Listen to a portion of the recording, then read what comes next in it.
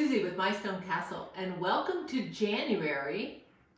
I think it's my least favorite month, but here we are, and I've decided to take on a Herculean task of cleaning out my pantry.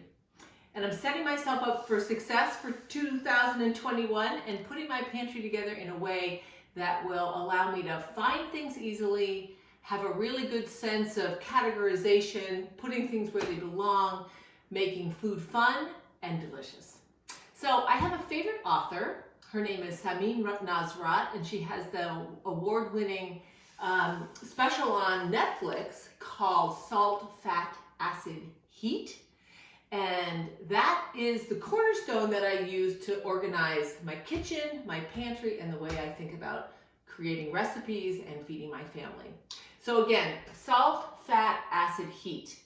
So when you think about all the different kinds of salt, there is Himalayan salt and coarse salt and sea salt. There are also pepper and spices. So I put all that into one category. Then I think about all the different fats. There are cooking fats like canola oil, grapeseed oil, oils that love high heat, oils that don't like high heat. Then you think about things like butter, my favorite. And I always have butter in my kitchen, ready to go, in a crock that I use all the time. So it allows me to have room temperature butter. And I simply take a stick of butter and put it in the crock.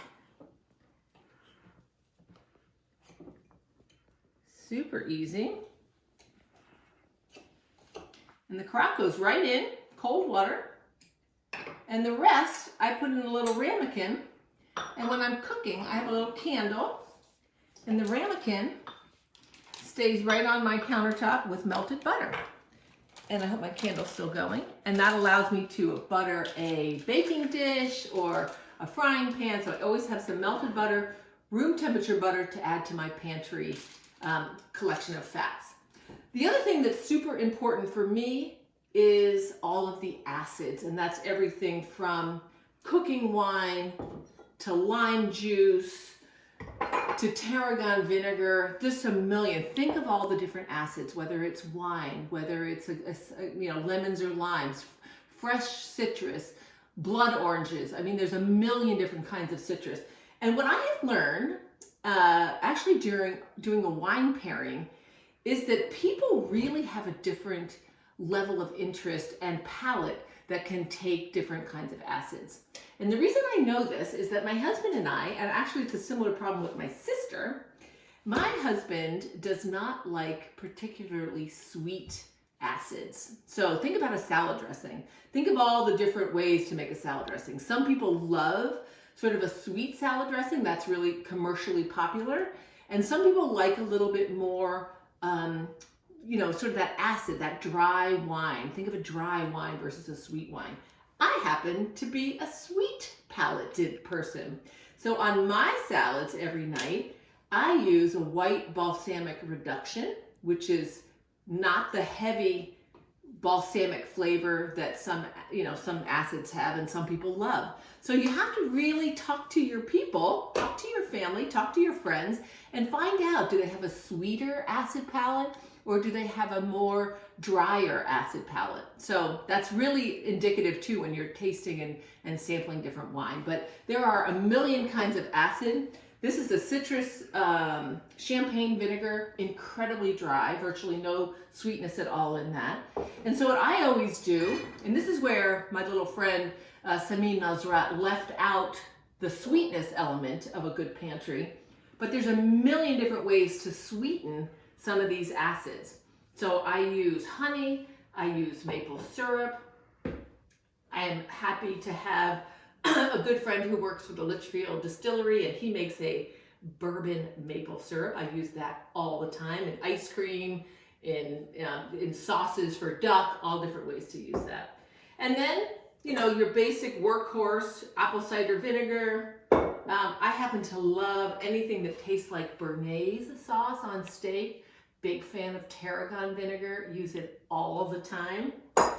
And a million different kinds. So go through your grocery store. You won't believe the different varieties that they have in the grocery store. All different acid profiles with different levels of sweetness. And just go and try them for $5. You can't go wrong.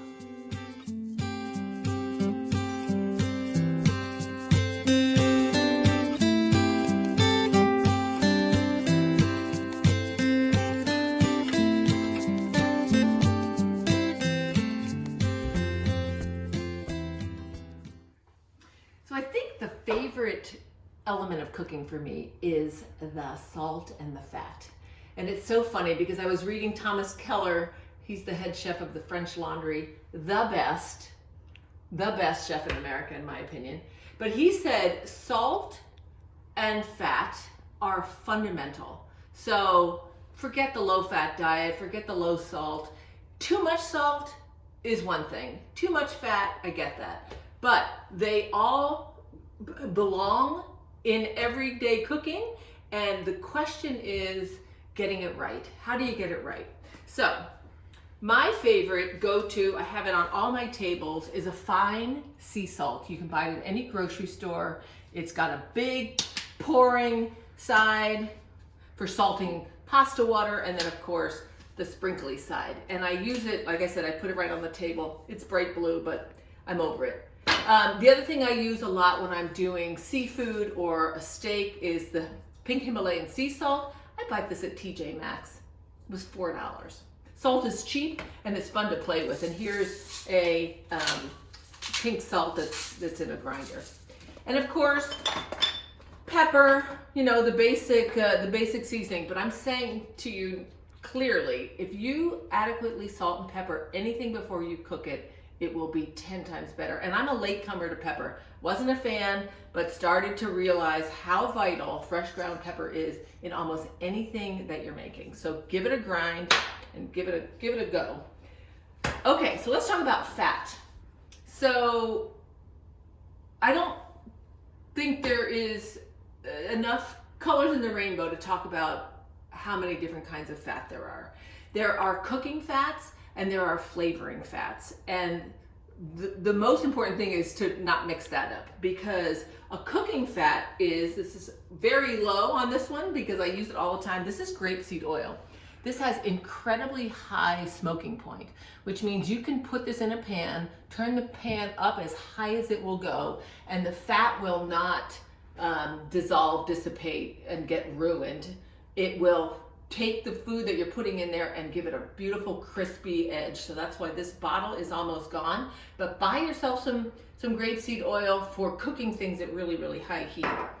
That's also an important distinction when you're looking at olive oils.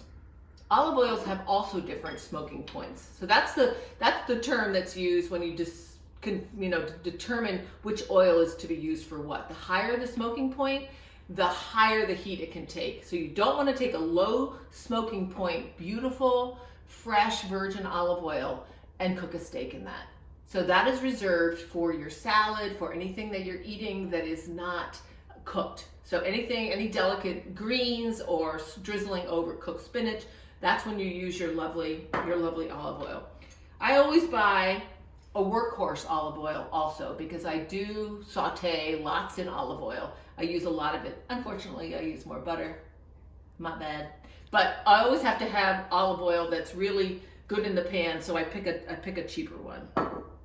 Also, your basic, my husband loves fried fish. You gotta have your Wesson oil. Peanut oil is also used for deep frying. It imparts a better flavor. I prefer it. It's got a higher smoking point, but it's got a distinctive peanut oil flavor. When we were little kids, we were raised on beef fondue, and my parents would put the peanut oil in the fondue pot, and we'd have these cuts of beef, and we dip it in the burning oil, and it was a distinctive flavor and smell that would permeate the house for a day, and I loved it. So we went through a phase with peanut allergies where you couldn't find peanut oil. Now it's back on the shelves, and so grab that. My biggest addiction, I would have to say, is truffle oil. I have lots of different ones: black truffle oil, white truffle oil, cheap truffle oil, expensive truffle oil. My favorite is Stonewall Kitchens, costs $20. Takes me about 2 months to go through this. Best ever. So this is their white truffle oil. You can find it in better grocery stores. Drizzle this on some scrambled eggs, on some French fries, on a steak. Blow your mind. Fabulous. And the best thing to do with these delicate oils is keep them in the fridge because they don't like oxygen. They don't like to get, they get rancid if you leave them out for too long. So that's my fat. I always, as I said, have my melted butter around when I'm cooking. And that's that.